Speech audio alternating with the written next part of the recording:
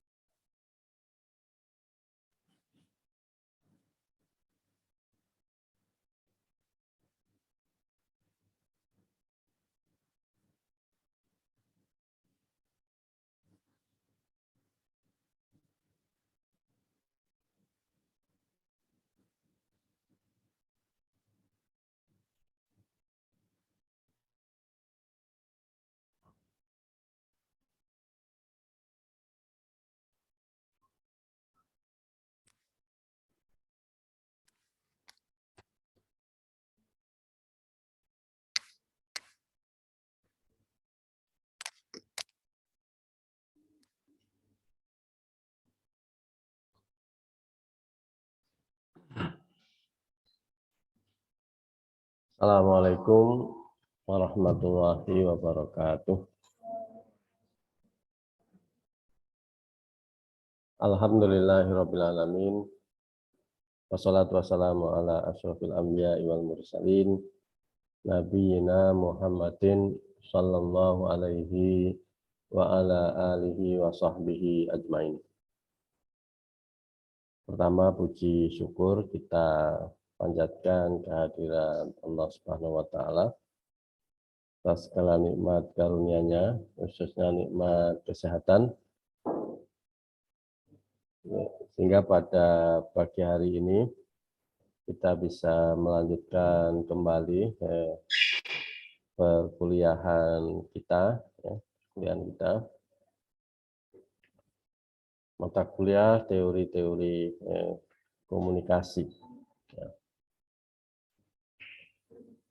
Sebelum kita melanjutkan presentasi dan diskusi pada pertemuan kali ini, terlebih dahulu mari kita awali kuliah kita pagi hari ini dengan membaca basmalah. Bismillahirrahmanirrahim.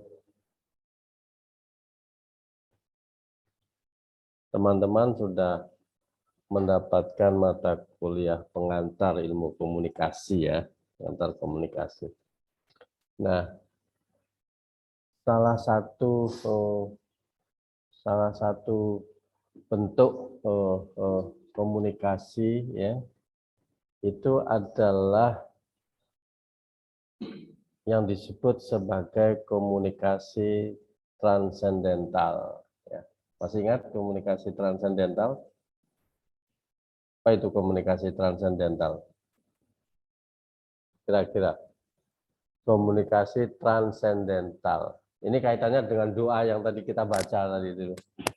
Kita awali kuliah ini dengan membaca Bismillahirrahmanirrahim, karena itu adalah salah satu bentuk komunikasi transendental seorang muslim. Ya, seorang muslim. Apa itu komunikasi transendental? Manusia dengan Tuhan. Siapa itu Tuhan?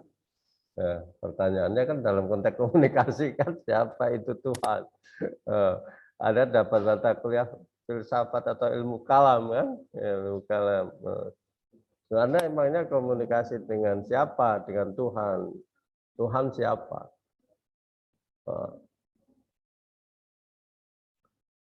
Dalam konteks komunikasi transendental, Tuhan. Dan Tuhan kita siapa?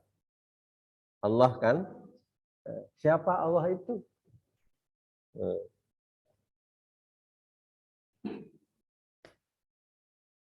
Ini mata kuliah filsafat atau mata kuliah al-Islam?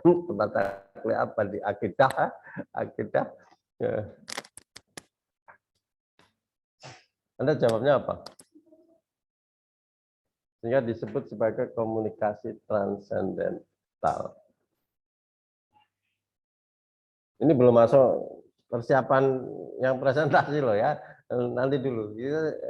Prolog dulu ya, prolog dulu, refresh dulu dengan mata kuliah lain dan juga dalam fenomena-fenomena keseharian kita ya. Salah satunya adalah kita dituntut untuk sebagai seorang muslim yang baik mengawali sebuah pekerjaan itu dengan berbasmalah. Ya kan, bahkan hadisnya teman-teman mungkin sangat saya yakin hafal, sebuah pekerjaan yang dilakukan tidak dengan basmalah maka akan terputus ya, terputus. Sehingga yang menyambungkan kita dengan yang tadi yang saya sebut transenden, yang transenden, sehingga komunikasinya disebut sebagai komunikasi yang transendental, yang bagi kita umat Islam merumuskannya itu, kalau secara umum dirumuskannya dalam yang disebut sebagai Tuhan, dan oleh umat Islam rumusan Tuhan itu adalah Allah Subhanahu wa taala, ya, Allah Subhanahu wa taala, maka bismillah ini adalah ungkapan tadi kita sama-sama verbal, itu verbal dan non verbal juga kan, bahkan verbal bahkan diikuti dengan non verbal. Dengan non verbalnya apa? Dalam berdoa itu kan sering ada banyak ya, ada yang mengangkat tangan ya, ada yang mungkin sambil memejamkan mata, itu adalah bentuk-bentuk non verbal yang salah satu fungsinya adalah memperkuat verbal. Nah, apa itu yang transendental?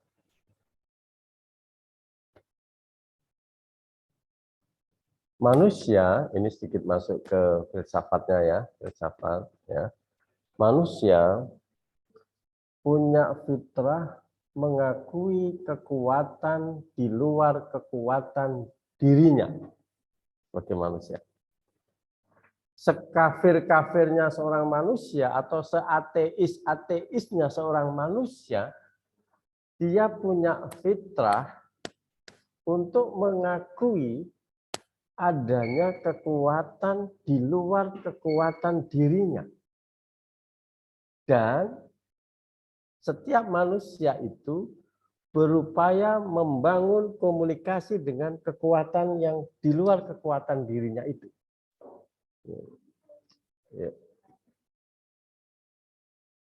Nah, siapa suatu yang di luar kekuatan dirinya itu? Orang beragama menyebutnya Tuhan. Islam kita menyebutnya siapa Tuhan itu? Allah Subhanahu wa taala. Tetapi di kelompok lain kita melihat ya, menyaksikan juga bisa saja dalam bentuk agama-agama yang lain ya, sehingga kita bisa lihat adanya komunikasi transendental versi agamanya, ya, versi agamanya, atau sesuai dengan ajaran agamanya, atau pada sisi yang lain kita melihat praktek komunikasi yang transendental itu yang kadang menyimpang dari ajaran pokok agamanya, sehingga seolah-olah dia tidak puas dengan dengan ajaran agamanya, sehingga dia karena melihat lihat tetangga sebelah beragama lain, dia juga melakukan sebuah ritual komunikasi keagamaan tadi, transendental tadi, sehingga dia tidak puas dengan apa yang dia yakini, dia nyoba-nyoba juga gabungkan dengan yang punya agama lain. Dalam bahasa agama kita disebut apa itu? Ya. Berdoa, tetap kita juga percaya pada Allah, tetapi pada sisi yang lain juga melakukan praktek ritual transendental yang sebenarnya bertentangan dengan ajaran agamanya. Gitu loh. Syirik kan? Syirik itu kan orang yang tidak percaya dengan agamanya, bahwa kalau kita dituntut berdoa itu hanya kepada Allah, dia tetap saja orang syirik itu bukan dia tidak percaya kepada Allah. Dia percaya. Tapi pada sisi yang lain, dia menyekutukan. Dia juga melakukan peribadatan yang bertentangan dengan ajaran agamanya. Namanya syirkah ya, syirik. Itu persekutuan ya, menyekutukan. Di samping percaya Allah, percaya pada yang lain. Padahal tuntunannya ya hanya iyyaka na'budu wa iyyaka nasta'in. Nah, Anda mungkin ini di Jawa ya, nah ini yang di Jawa, di luar Jawa saya yakin juga banyak sekali praktek-praktek yang itu sebenarnya transendental. Dia mengakui kekuatan di luar kekuatan dirinya manusia itu. Kita percaya itu ada pada Allah Subhanahu wa taala. Tapi ada orang kelompok yang percaya bahwa kekuatan itu bersembunyi di balik gunung. Ya kan? Sehingga kadang kita melihat ada jajan-jajan di gunung-gunung itu. Jadi kalau ada, bahkan sempat viral kan yang di Gunung Bromo itu, di mana ya? Yang ditendang itu loh. Yang sesajen di gunung itu. Oh, Semeru ya. Semeru itu adalah bagi warga setempat itu adalah komunikasi transendentalnya dengan penguasa yang di luar kekuasaan dirinya, yang diyakini bersembunyi atau berada di puncak gunung, maka dia membangun sebuah ritual, itu komunikasi transendental. Kadang kekuatan itu bersembunyi di balik laut, ya. Maka ada, kalau Anda coba pelajari, setiap laut itu pasti ada penunggunya. Ada penunggunya, ya jelas ya, orang laut ya. Ada simbol kekuatan atau kekuasaan laut itu. Kalau di Jogja sampai selatan, ya, Nyi Roro Kidul. Di Pantura ada juga, ya, ada Nyai apa, ya. Tempat saya Pantura Pekalongan itu ada juga namanya, ada, saya lupa namanya, Nyai apa. Di tempat Anda ada nggak laut yang ada? Nah, yang saya agak berpikir itu, tapi simbolnya perempuan. Nah, hebat kan? Itu. Yang selatan itu Nyai Roro Kidul, yang pantai utara itu Nyai siapa, siapa. Tapi jarang kita menemukan kalau penguasa pantai itu adalah laki-laki. Kiai, enggak ada kiai. Adanya Nyai, ada Nyai. Oh, ini menarik Mas. Jadi kalau Anda mau pelajari betapa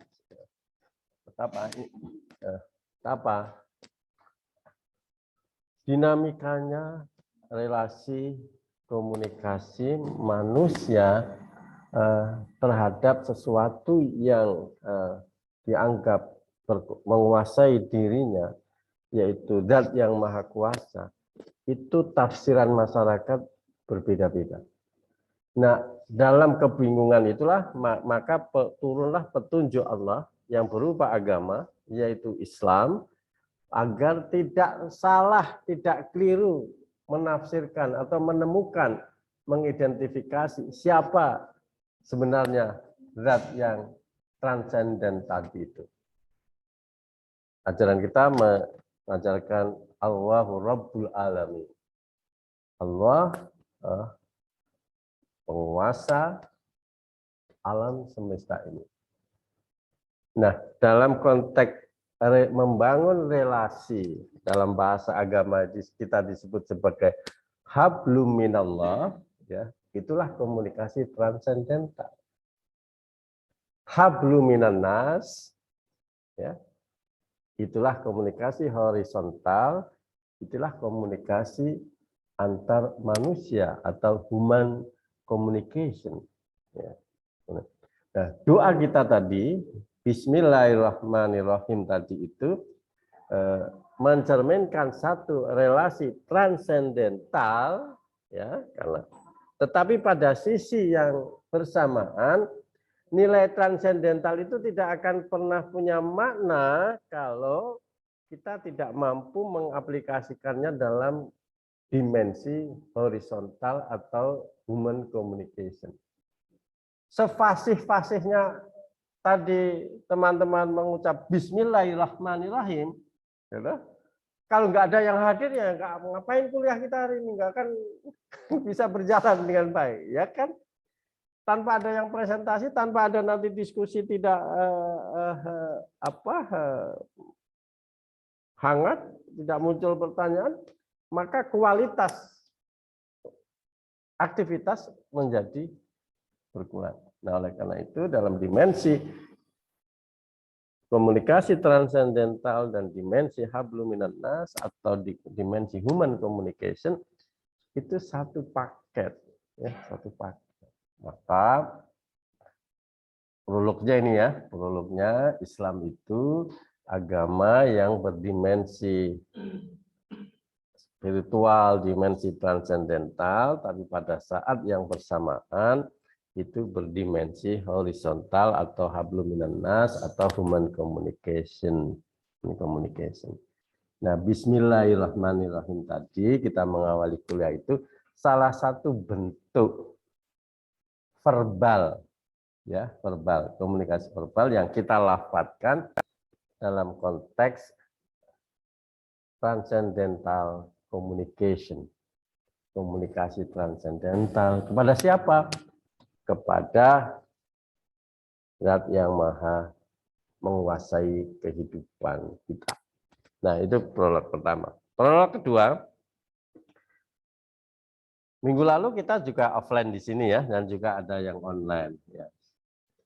Tentu ada banyak tambah pengalaman 1 minggu dong, gitu loh, dari seminggu sebelumnya.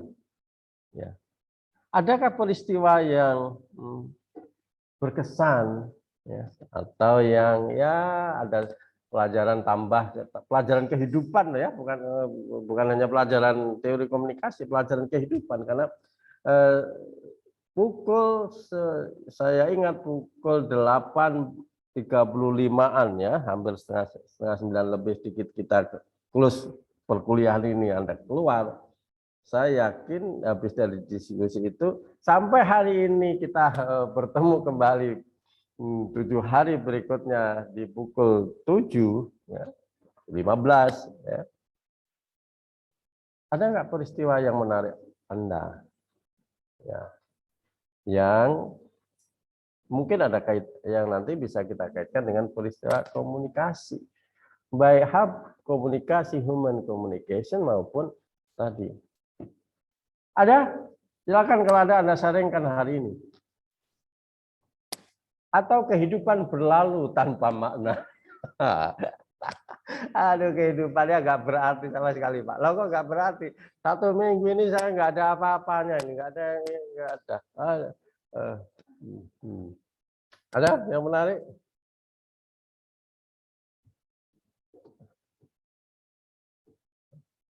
Satu minggu loh ya, 1 bulan.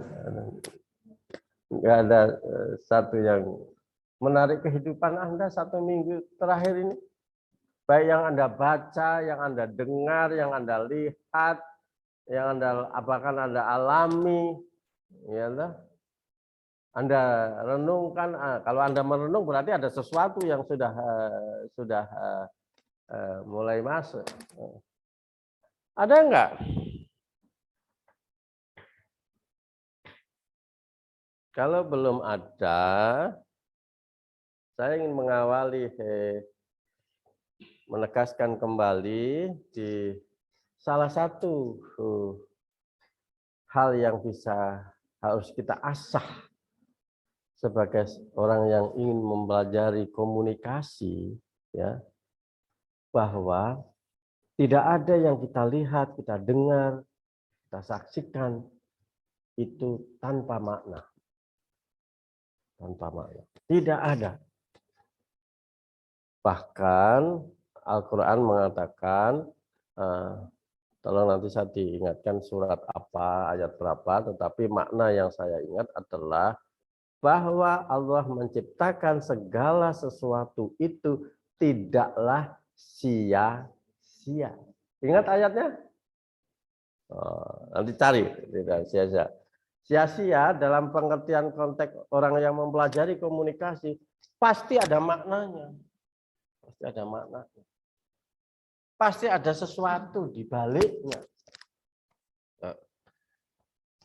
Bisa hikmah, bisa pelajaran, dan lain-lain. Saya ambil contoh dan seringkali saya ulang, ya. Mbak, namanya siapa? Akila. Oke, Mbak Akila. Di rumah atau di kos, berapa jilbab yang Anda punya? Ya, lebih dari 5?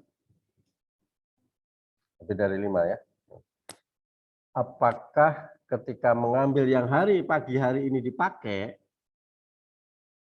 itu Anda comot dulu, langsung Anda comot, atau Anda, saya mau pakai baju apa dulu, ya? Atau di antara lebih dari 5 itu melihat warna-warna yang lain, baru ambil yang Anda pakai hari ini, atau Anda latan comot saja?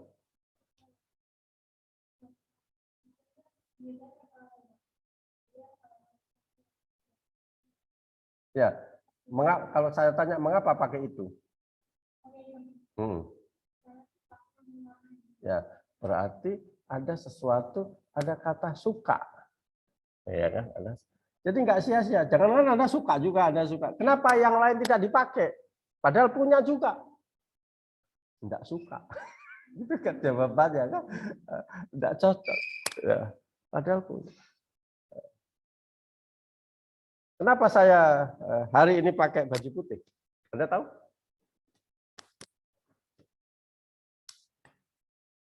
Anda tahu nggak?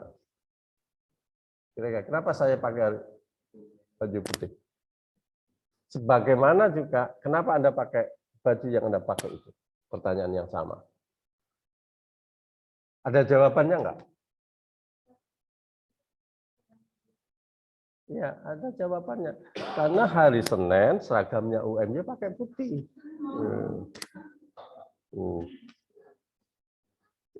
Artinya apa, Mas, Mbak? Saya ingin sampaikan, orang yang belajar komunikasi tidak ada yang sia-sia di depan mata kita itu. Tidak ada yang zero, kosong, nggak ada. Dia punya makna. Punya makna. Punya makna. Sehingga apa? Di awal perkuliahan saya sampaikan, semakin tajam pemaknaan ini, Anda semakin bijaksana, Anda semakin banyak pengetahuan. Maka jangan lewatkan setiap yang Anda dengar, setiap yang Anda lihat, setiap yang Anda saksikan yang menarik perhatian. Karena itu menambah keilmuan kehidupan. Itu kan komunikasi. Ada maknanya. Kenapa jendela itu dibuka? Bukan karena terbuka dengan sendirinya. Ya, karena ventilasinya biar tidak terbuka dengan sendirinya. Ya. Kenapa Anda pakai masker sedang ditutup, sedangkan saya bukakan masih di dagu, kan malah nggak pakai masker. Ada sesuatu nah itulah komunikasi, Mas. Nah, untuk membedah itu ada banyak teorinya, ya, ada teorinya. sudah banyak teori yang kita bahas dan hari ini kelompok 7 akan mempresentasikan teori apa? Apalagi hari ini kita akan membicarakan tentang social judgment berkaitan dengan penilaian, penghakiman atau apa ya? Nanti bisa wujudnya adalah stigma dan lain-lain ya. Bagaimana bahwa perilaku kita itu kadang dipengaruhi oleh penilaian penghakiman orang pada kita. Social judgment itu. Nah, seperti apa? Silakan kelompok berapa ini? 7 mempersiapkan diri. Depan silakan.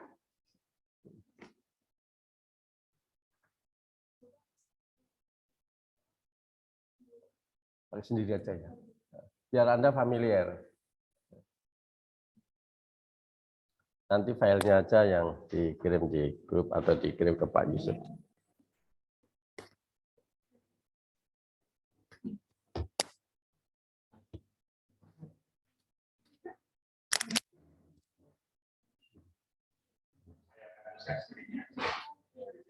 Mana? Oh, dari situ. Oke.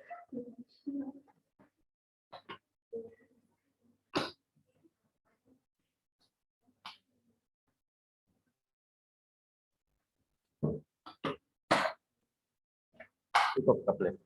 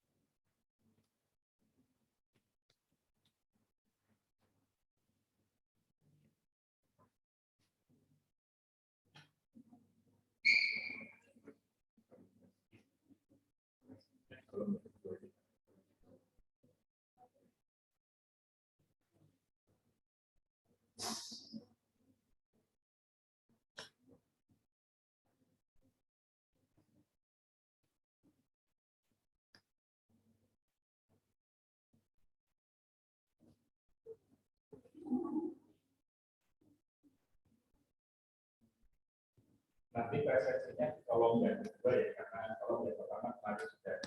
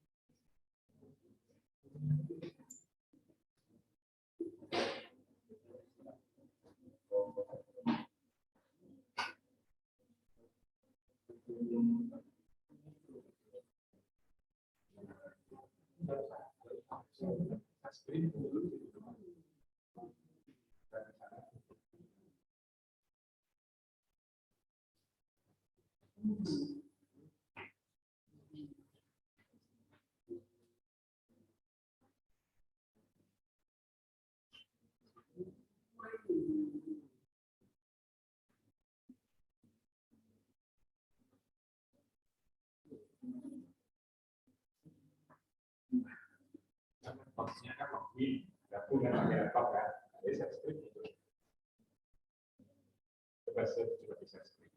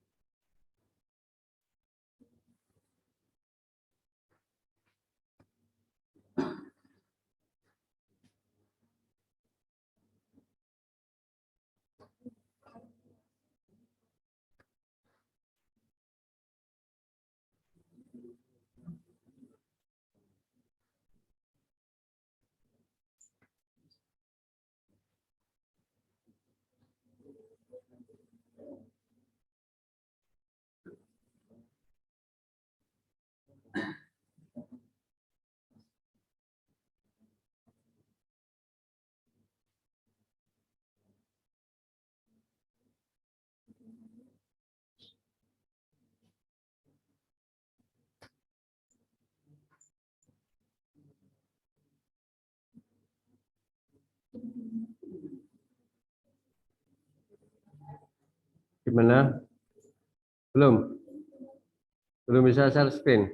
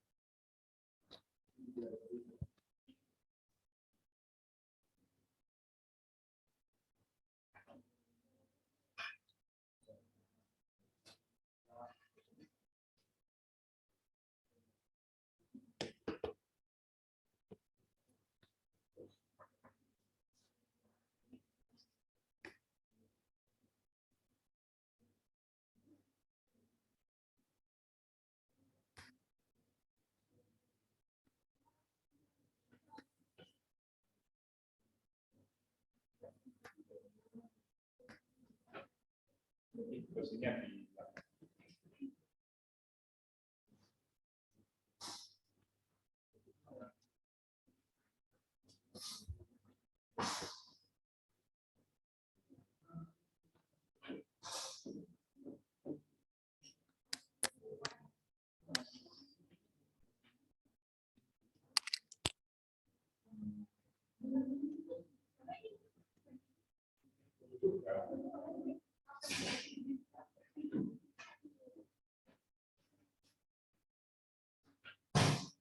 Kalau mau berdiri boleh juga, karena itu bagian dari ekspresi.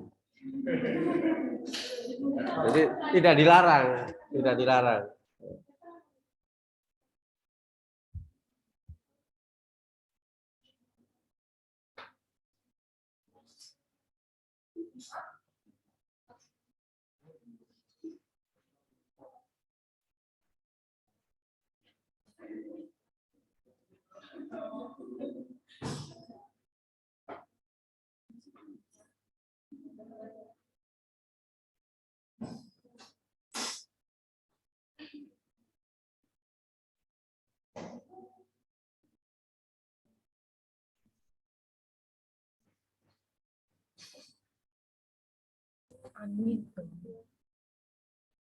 Assalamualaikum warahmatullahi wabarakatuh.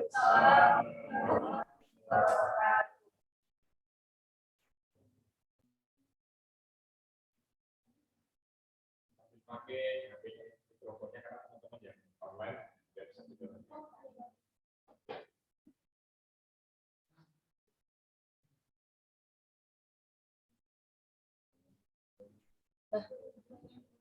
Guys, gue dicuekin banget.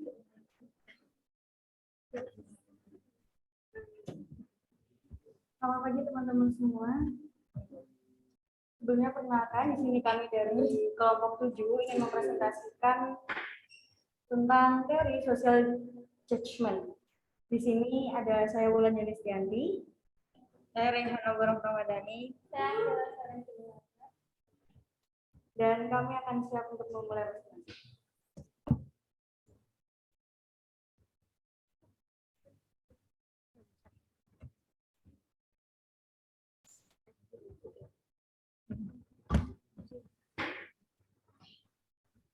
Yang pertama ialah sejarah teori.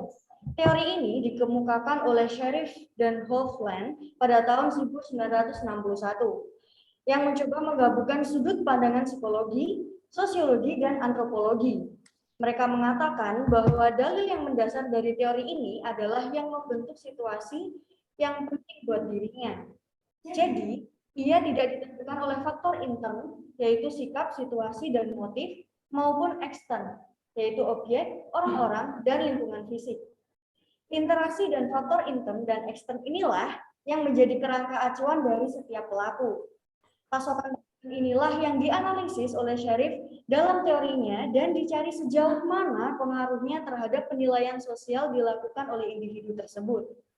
Teori ini berupaya memperkirakan bagaimana seseorang menilai suatu pesan dan bagaimana penilaian yang dibuat tersebut dapat mempengaruhi sistem kepercayaan yang sudah dimiliki sebelumnya. Teori penilaian sosial atau social judgment theory memberikan perhatian bagaimana seseorang memberikan penilaian mengenai pernyataan yang didengarnya. Untuk materi selanjutnya akan disampaikan oleh rekan saya, Leon. Selanjutnya, teori ini dikembangkan oleh Muzaffer Sharif, seorang psikolog dari Oklahoma University. Ia dilahirkan di Turki pada tahun 1906. Muzaffer Sharif dilahirkan di Ödemiş di Turki pada tahun 1906. Ia lulus dari Universitas Istanbul dan Universitas Columbia. Ia bekerja di antaranya sebagai penulis, ilmuwan, akademik, dan psikolog. Ia bertempat tinggal di Amerika Serikat dan Turki. Ia dikenal sebagai psikologi sosial. Beliau wafat di Fairbanks, Alaska pada tanggal 16 Oktober 1988 pada usia 82 tahun. Teori ini membahas manusia tidak akan menerima suatu pesan secara mutlak sebelum melakukan penilaian berdasarkan apa yang selama ini diyakininya. Perubahan sikap seseorang terhadap objek sosial atau isu tertentu merupakan hasil proses pertimbangan atau judgement yang terjadi dalam diri orang tersebut terhadap pokok persoalan yang dihadapi. Kemudian, proses mempertimbangkan isu atau objek sosial tersebut berpatokan pada kerangka tujuan yang dimiliki seseorang. Selanjutnya, pernyataan teori. Ada 3 asumsi pokok pada teori pertimbangan sosial, yaitu yang pertama adalah latitude of acceptance, yang kedua latitude of rejection, dan yang ketiga latitude of no commitment. Selanjutnya, dalam kehidupan sosial, acuan atau referensi tersimpan di dalam kepala kita serta berdasarkan pengalaman sebelumnya. Kita mengandalkan pada referensi internal dan reference point. Jadi, pada saat kita menerima pesan, setiap orang pasti sudah punya kerangka acuan dalam pikirannya masing-masing. Ketika ia menerima pesan yang tidak sesuai dengan kerangka acuan, kita pasti akan mengalami penolakan pada pesan tersebut. Berikutnya adalah tingkat penerimaan atau penolakan seseorang terhadap suatu isu dipengaruhi oleh suatu variabel penting, yaitu keterlibatan ego atau ego involvement, yang diartikan sebagai sense of the personal relevance of an issue, atau adanya hubungan personal dengan isu bersangkutan. Peran teori penilaian sosial terhadap komunikasi. Ada 2 macam efek yang ada akibat proses pertimbangan sosial, yaitu yang pertama ada efek asimilasi. Efek asimilasi cenderung dapat bisa diterima ketimbang keadaan yang sebenarnya. Terjadi saat seorang menempatkan sebuah pesan dalam wilayah penerimaan dan pesan tersebut mendekati pernyataan yang ada, karena maka pesan tersebut akan diasimilasi atau dianggap sama dengan pernyataan yang ada dan dijadikan satu kelompok. Kemudian pesan ditarik mendekati patokan sehingga menjadi lebih dapat diterima daripada keadaan sebenarnya. Jadi penilaian yang mendekati patokan disebut asimilasi. Yang kedua yaitu efek kontras. Efek kontras terjadi saat seseorang menempatkan sebuah pesan dalam wilayah penolakan, karena pesan tersebut tidak sesuai dan bertentangan dengan pernyataan yang ada. Jadi penilaian yang mendekati patokan disebut asimilasi, sedangkan penilaian yang menyalahi patokan disebut kontras. Selanjutnya saya kembalikan kepada Yanis. Oke, jadi selanjutnya ada contoh kasus penerapan teori secara umum. Jadi di sini saya Akila memiliki pandangan bahwa generasi muda sebuah negara berkembang harus mendapatkan pendidikan yang cukup. Oleh karena itu, biaya pendidikan harus bisa dijangkau oleh semua lapisan masyarakat agar semua generasi muda bisa mendapatkan pendidikan yang cukup. Pada masa kampanye pemilihan presiden dan wakil presiden menyampaikan rencana yang akan dilakukan saat terpilih nanti. Capres A menyampaikan rencananya untuk menaikkan subsidi pendidikan, sementara Capres B menyampaikan rencananya untuk menaikkan gaji para pegawai negeri sipil. Berdasarkan teori nilai sosial, dapat disimpulkan bahwa Akila atau saya akan memberi dukungannya pada Capres A karena rencana yang disampaikan Capres A saat kampanye sesuai dengan pandangan yang saya miliki.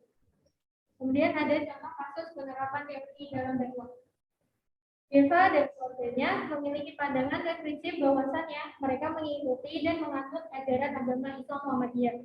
Pada saat itu, Deva sedang semangatnya mendengarkan kajian setiap saat. Ia mendengarkan beberapa kajian dari ustadz yang berbeda-beda untuk menambah pengetahuannya mengenai agama Islam. Ada ustadz A yang memberikan materi kajian yang sesuai dengan ajaran yang dianut Deva dan keluarganya. Namun ada juga di suatu ketika ia mendengarkan Ustadz B yang memberikan materi kajian yang kurang sesuai dengan ajaran agama yang ia anut. Tetapi Deva tidak begitu fanatik. Ia tetap mendengarkannya, namun ia tetap menjalankan ajaran agama yang selama ini ia dan keluarganya laksanakan.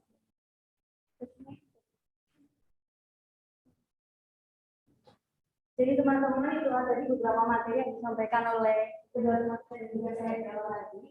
Nah, dari beberapa materi yang sudah disampaikan tadi, maka kita dapat menarik kesimpulan bahwa teori penilaian sosial atau social judgment theory memberikan perhatian bagaimana seseorang memberikan penilaian mengenai pernyataan yang didengarnya. Teori supaya memperkirakan bagaimana seseorang menilai suatu pesan dan bagaimana penilaian yang dibuat tersebut dapat mempengaruhi sistem kepercayaan yang sudah dimiliki sebelumnya. Teori dikembangkan oleh Muzaffar Sharif ini memiliki 3 asumsi pokok pada teori pertimbangan sosial dan memiliki 2 macam efek yang ada akibat proses pertimbangan sosial. Jadi seperti itu teman-teman materi yang dapat kita sampaikan. Dan kita juga membuka pertanyaan. Jadi karena ini pertanyaan masih curhatan, jadi buat teman-teman yang ada pertanyaan bisa langsung saja atau tulis di kolom komentar atau bisa mengabarkan kepada saya. Dipersilakan waktunya teman-teman. Apakah ada pertanyaan?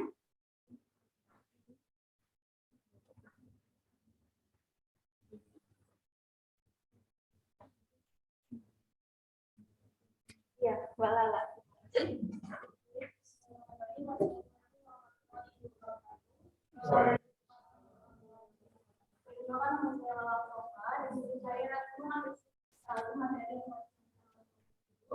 Dari sini saya ingin menanyakan beberapa hal yang mungkin belum terlalu dalam membahas beberapa hal ini.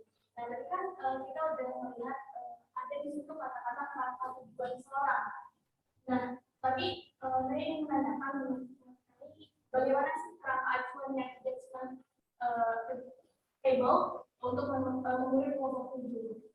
Nah, karena kan masing-masing manusia itu kan memiliki kerangka pikiran masing-masing. Nah, bagaimana itu menjadikan table yang sesuai dengan kerangka kerangka baik, terima kasih.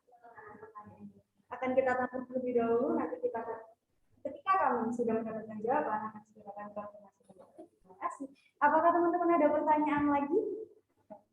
Atau teman-teman yang online apakah ada pertanyaan?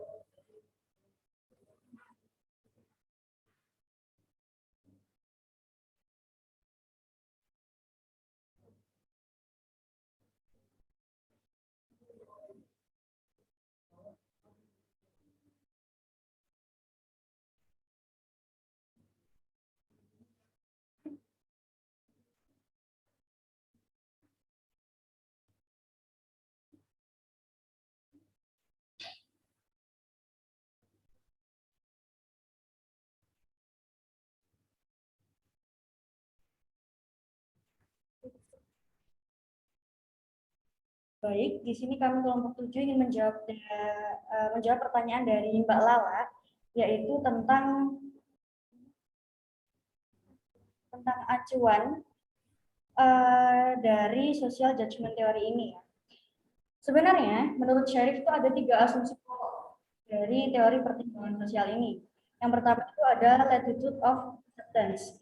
Jadi, latitude of acceptance ini terdiri dari pendapat yang masih dapat diterima dan ditoleransi seperti itu. Proses pertimbangannya sendiri menurut Sherif dan Holland di tahun 1961 berlaku baik untuk pertimbangan fisik, misalnya berat, maupun pengukuran sikap seperti itu. Walaupun demikian ada 2 perbedaan antara pertimbangan terhadap situasi fisik yang bersifat objektif dengan sikap dan individu sendiri tersebut sudah membawa klarifikasinya sendiri dalam menilai suatu objek, dan ini dapat mempengaruhi penerimaan atau penolakan individu terhadap objek tersebut begitu. Kemudian yang kedua ada latitude of rejection. Mungkin akan disampaikan oleh rekan saya, Mbak Gila. Jadi di sini tuh kalau latitude of rejection itu mencakup gagasan yang ditolak karena tidak rasional. Jika seseorang melibatkan dirinya sendiri dalam situasi yang dinilai sendiri, maka ia menjadikan dirinya sebagai patokan. Terus ada hal-hal yang dekat dengan posisinya mau diterima. Makin terlibat individu itu, maka ambang penerimaannya makin tinggi dan makin sedikit hal-hal yang mau diterimanya. Asimilasinya jadi semakin kurang. Sebaliknya, ambang penolakan makin rendah, sehingga makin banyak hal-hal yang tidak bisa diterimanya. Ini akan semakin terasa jika individu diperbolehkan menggunakan patokan-patokannya sendiri, beberapa banyak pun dianggap perlu. Yang ketiga itu latitude of no commitment. Latitude of no commitment terdiri dari pendapat atau pesan persuasif yang tidak kita tolak dan tidak kita terima. Komunikasi menurut Sherif dan Honflan bisa mendekatkan sikap individu dengan sikap-sikap orang lain, tetapi bisa juga malah makin menjauhkannya. Hal ini tergantung posisi awal mereka saling berdekatan.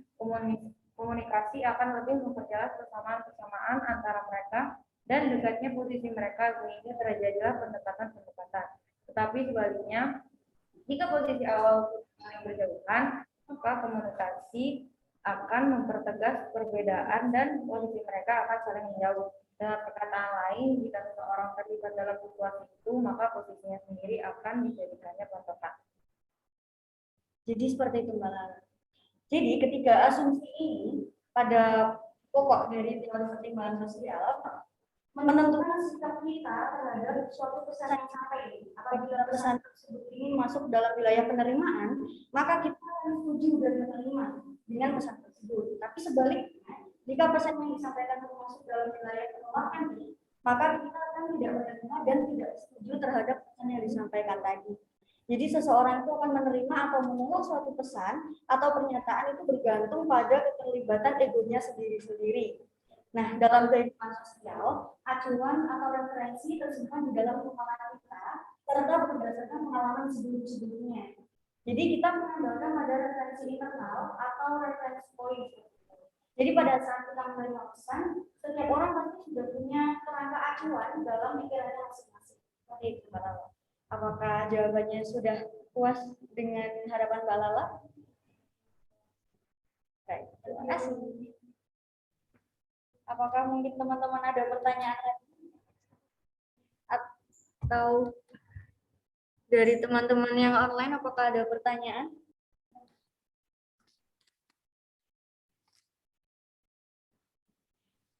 Kami rasa cukup sekian presentasi dari kami. Terima kasih sudah memperhatikan sampai saat ini. Dan juga terima kasih kepada Bapak dosen yang telah mengambil mata kuliah dari jaringan komunikasi. Saya ucapkan terima kasih dan juga mohon maaf atas segala kesalahan. Wassalamualaikum warahmatullahi wabarakatuh. Waalaikumsalam warahmatullahi wabarakatuh.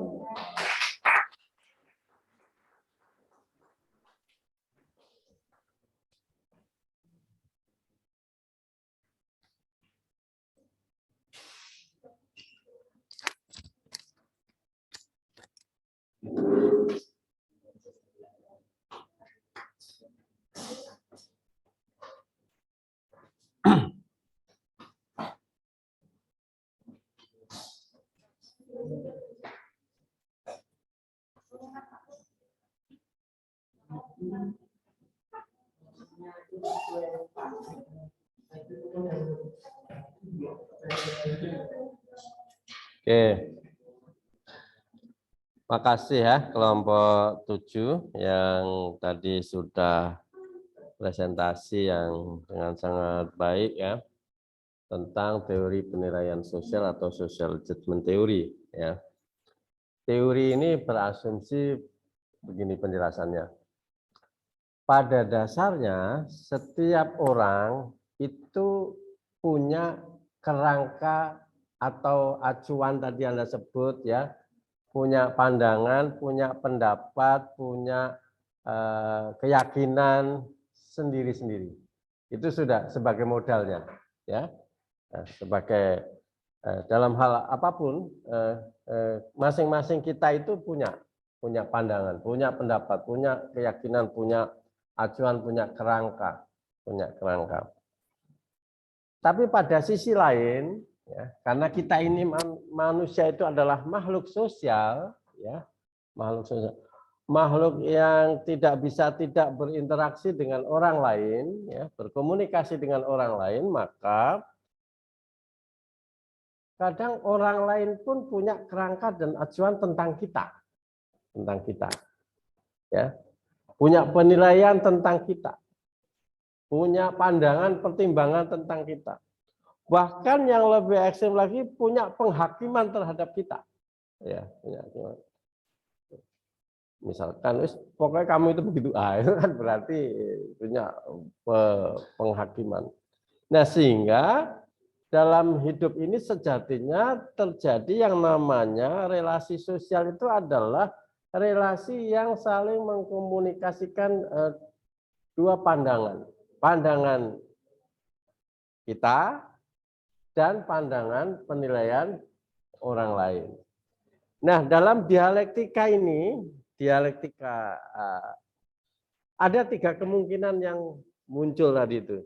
Ya, ada 3 yang kadang penilaian orang lain tadi itu memperkuat ya, keyakinan yang sudah dimiliki, ya, oke. Maka biasanya seseorang itu dalam pola interaksi ini ada 2 kemungkinan yang mengambil peran aktif, ya, peran aktif. Ada yang mengambil peran aktif itu adalah kita, ya, kita kemudian mungkin bisa bertanya ke orang lain, curhat ke orang lain, minta nasihat ke orang lain, ya, ya, atau pertimbangan orang lain, atau tanpa diminta orang lain memberikan pertimbangan, masukan, saran, penilaian kepada kita. Inilah sejatinya yang terjadi di dalam realitas kehidupan ini. Terlebih-lebih pada persoalan-persoalan yang menyangkut sesuatu yang belum pasti tentang masa depan misalkan. Masa depan. Salah satu yang menjadi bahan pertimbangan yang terjadi kadang diskusinya, ya, wujudnya apa? Dialektika itu nanti wujudnya bisa macam-macam, bisa diskusi, perdebatan, ya, bisa saja saling perbincangan. Nah, ini wujudnya bisa macam-macam. Nah, biasanya yang memiliki dinamika yang sangat kuat manakala berkaitan dengan sesuatu yang belum pasti. Nah, yang sesuatu yang belum pasti itu apa? Masa depan, ya, masa depan. Nah, salah satu yang sering Anda alami dalam perbincangan terkait dengan masa depan itu apa?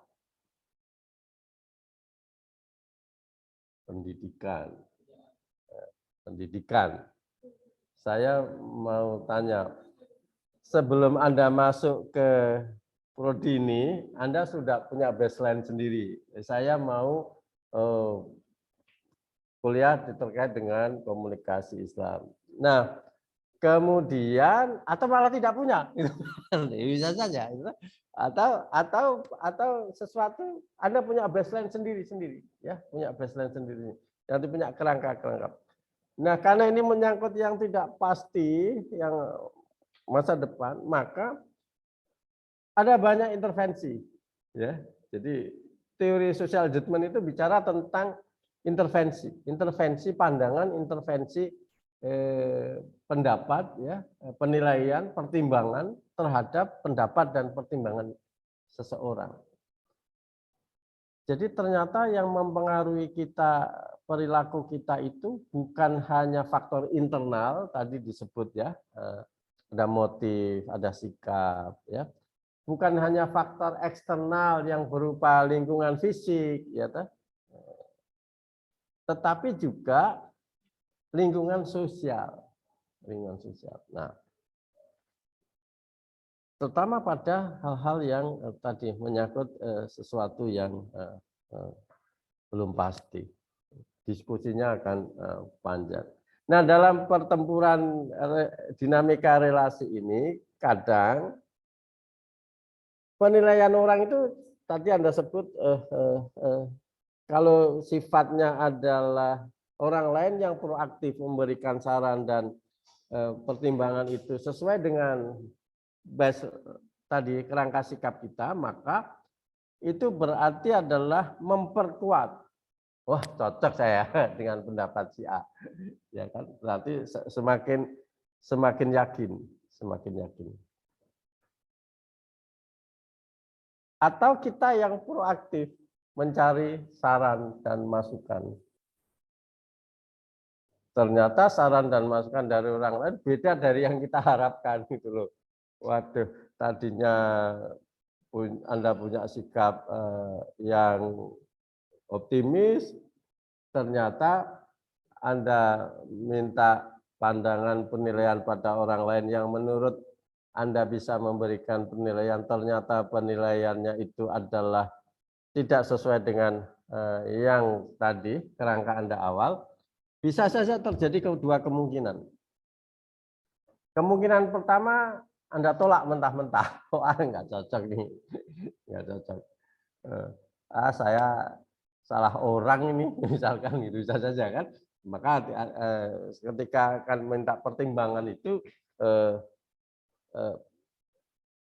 perhatikan juga jangan sampai salah orang. Ya. Salah orang. Kalau Anda salah orang, misalkan Anda tidak cukup puas dengan satu pendapat orang lain tadi itu. Ternyata pendapat orang yang pertama Anda tanya itu melemahkan pendapat Anda yang sudah Anda miliki. Ada penolakan. Saya sarankan meskipun berbeda untuk tidak langsung menyatakan menolak pendapat itu. Anda tanya ke orang lain lagi yang juga punya kompetensi. Ternyata jawaban orang yang kedua tadi itu yang Anda anggap punya pertimbangan sama. Dan Anda tanya orang yang ketiga juga sama. Oh, berarti pendapat saya yang salah atau pendapat saya yang kurang bisa perlu direvisi. Faktanya apa?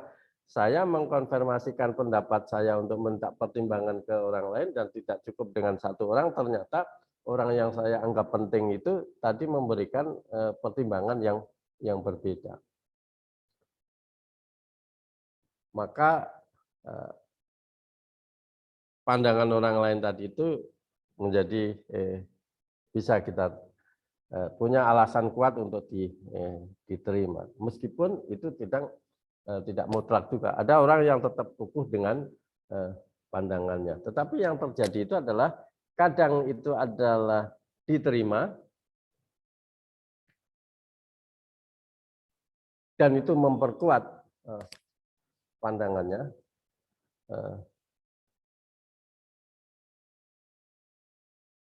Kalau pendapat itu berbeda, maka seolah-olah kita menganggap pendapat itu salah, padahal belum tentu. Cuma karena kita sudah kegeeran dengan pendapat kita bahwa kalau tidak yang sesuai dengan ini adalah salah. Itu kan karena kita punya kerangka yang cukup kuat. Nah, yang ketiga, itu kadang orang itu acuh baik-baik. Emangnya gue pikirin gitu loh kira-kira. Dia punya pandangan yang ya atau tidak bagi dia nggak terlalu problem. Dalam teori tadi disebut no commitment, ya, no commitment. Sehingga sering kalau Anda mengajukan pertanyaan-pertanyaan untuk survei-survei, untuk riset itu minimal itu 3 tadi itu. Apakah Anda setuju? Ya. Apakah Anda tidak setuju? Apakah Anda ragu-ragu? Ya. Atau Anda tidak? Karena memang menurut teori ini hanya ada 3. Yang kadang cuma kualitas setujunya itu di breakdown lagi, sangat setuju sekali, misalkan, ya, ada atau sangat tidak setuju sekali. Di breakdown sayap kanannya, sayap kirinya, tapi sebenarnya rentangnya masuk pada rentang yang sama. Sehingga ada tidak, ya, tidak, dan tadi no commitment. Dalam bahasa agama, Pak, al halalu bayyinun wal haramu bayyinun wa ma bainahuma apa? Yang halal itu jelas, yang haram itu jelas, dan di antara keduanya adalah mutasyabihat. Kira-kira kan begitu. Maka jangan orang yang terlalu menjadi orang mutasyabihat. Orang mutasyabihat itu orang nggak jelas gitu loh kira-kira. Jadi ya apa tidak sih? Jadi setuju apa tidak itu nggak jelas. Teori ini mengajarkan kepada kita, teman-teman sekalian, bahwa setiap tindakan, perilaku, itu hasil dari sebuah dinamika relasi sosial, ya, antar individu dengan orang lain. Bisa saja tadi berupa penguatan setuju, atau tidak, atau Anda mengambil jalan tengah sebagian, maka ada yang namanya kompromi. Dalam bahasa lain ada tesis, ada antitesis, gitu. Anda kemudian secara bijak mengambil hikmah di antara dua-duanya, sebagian diambil, sebagian tidak, untuk diramu menjadi satu bentuk baru, namanya sintesis. Nah, hidup ini sebenarnya adalah hasil sintesis dialektika. Ya. Kalau Anda berada pada antitesis terus yang kaku, maka akan patah. Karena dalam relasi sosial itu tidak ada kecuali di dalam hal yang memang sudah di qat'i dalam Al-Quran. Dalam relasi sosial itu terjadi dialektika. Nah, teori ini dijelaskan dengan teori yang tadi kita diskusikan tadi tentang pertimbangan atau penilaian sosial. Apakah Anda kuliah di Jogja itu mutlak keputusan Anda? Tidak. Tetapi apakah juga sesuai dengan keinginan Anda? Iya. Berarti ada sintesis di situ. Ya, ada sintesis. Nah, hidup ini sebenarnya yang terjadi adalah proses sintesis. Hanya persoalannya adalah dalam meramu, dalam mengambil, dalam konteks tadi itu adaptasi sosial, ya. Tadi ada muncul asimilasi, ya. Asimilasi itu kemudian memang kita menerima dalam konteks budaya, menerima budaya luar untuk kita pakai dalam budaya kita. Tapi juga kemudian muncul juga budaya baru, yang ada budaya kita dan budaya baru itu memunculkan budaya baru. Hanya saja dalam ketika melakukan proses asimilasi, proses dialektika ini ada pedoman, Nah, setiap kita kan tadi punya acuan itu punya pedoman. Oh, ini bisa saya ambil karena tidak bertentangan dengan pedoman. Oh, ini nggak bisa saya ambil apapun alasannya karena tidak sesuai dengan pedoman dasar. Pedoman dasar itu apa? Biasanya yang menyangkut keyakinan. Tadi misalkan diceritakan tentang ya dalam hal paham keagamaan ya, dan Anda mendengarkan ceramah dan lain-lain, maka itu adalah proses dialektika. Saya kira itu inti teori ini bisa ditangkap ya, bahwa kita itu hidup dalam relasi sosial. Dalam relasi sosial itu kita tidak bisa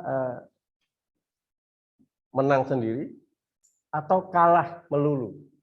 Yang terjadi adalah proses dialektika ini, penilaian. Nah, dalam proses ini, negosiasi sosial ini, nanti ada teori negosiasi sosial. Negosiasi sosial itu, dalam negosiasi sosial itu Anda juga tetap dalam punya koridor pandangan, punya acuan, punya pedoman yang jangan lebur. Jangan hanya karena alasan misalkan alasan toleransi Anda untuk membangun keharmonisan sosial, Anda mengalahkan prinsipnya. Itu berarti Anda posisi kalah. Anda posisi kalah. Dari tidak mampu menolak, ya, tidak mampu menolak. Maka katakan tidak pada saatnya kita harus berani mengatakan tidak, katakan ya pada saat kita harus mengatakan ya, karena disitulah sebenarnya terjadi pertempuran, pertimbangan sosial dalam kehidupan kita. Ada pertanyaan? Silakan.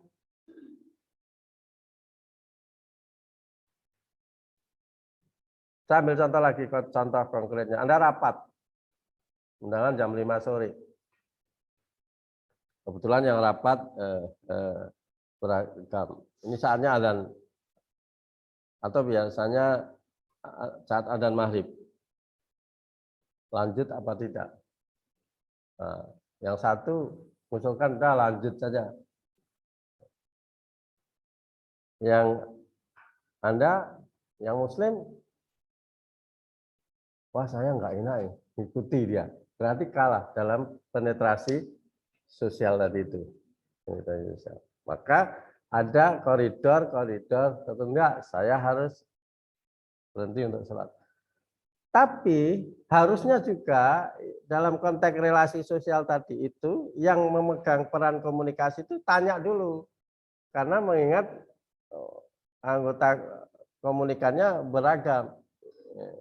Tapi kadang dalam konteks relasi ini ada perilaku-perilaku yang harus Anda cermati yang sifatnya agitatif. Ya, agitatif itu menekan. Ya, menekan. Yang kadang atau mendikte, ya, mendikte.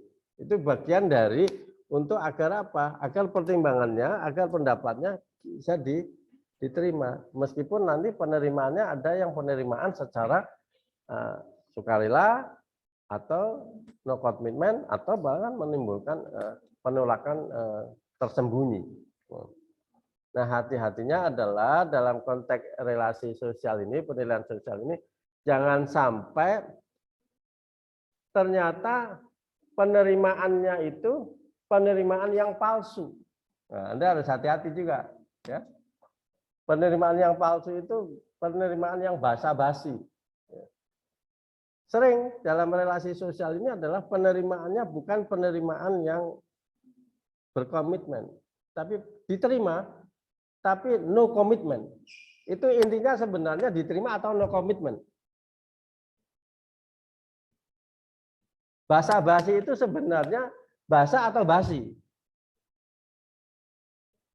Kalau ada orang basa-basi, itu sebenarnya dia menolak atau menerima.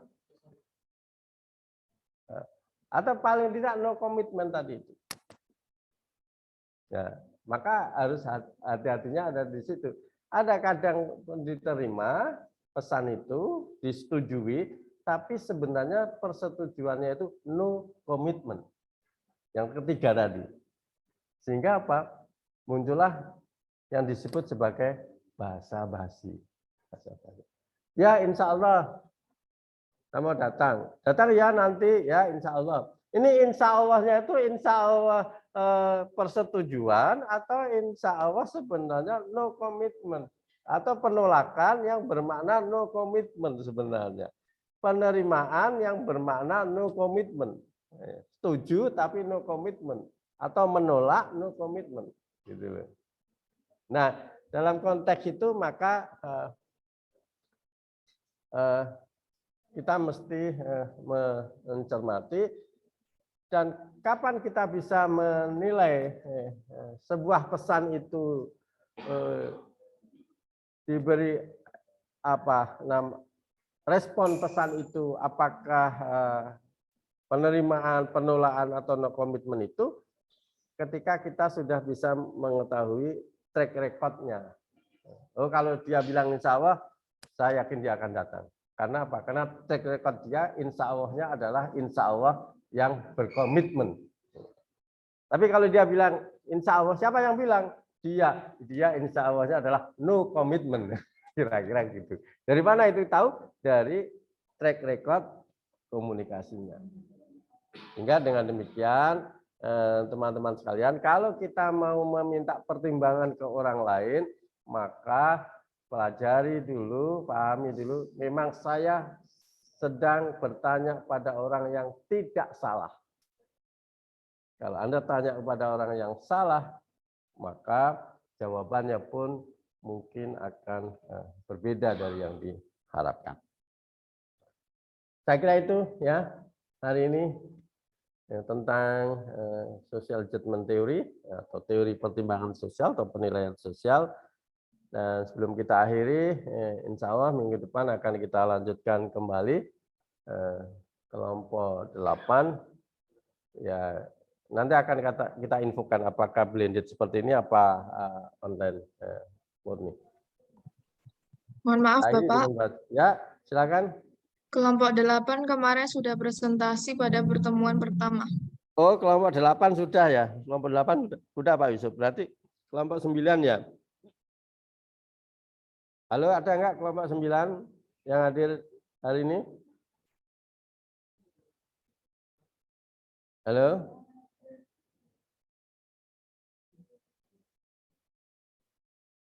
Enggak ada respon.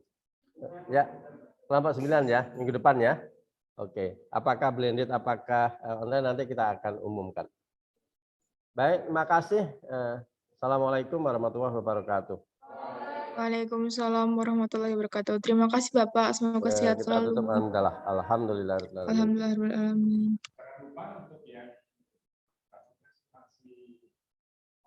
Online video.